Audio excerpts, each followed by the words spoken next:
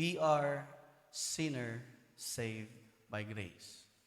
And because of that truth, we keep on living the holiness and righteousness of God.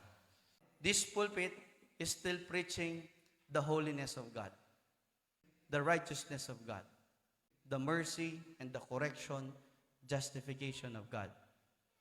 Kaya church, baka pagkamalian. Maraming mga simbahan dahil naka-online na, hindi na nagpipreach ng kasalanan. But please know, hindi ko sinasabi to dahil wala akong kasalanan. But I am standing in the truth that I know my purpose. I may fail at times, or most of the time. But one thing I know for sure, I keep on seeking, making my heart right with God when I face God.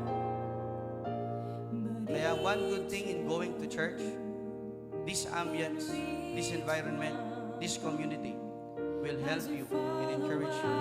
Wala na kang gana king pamagmatulid kang Ginoo. You seek God.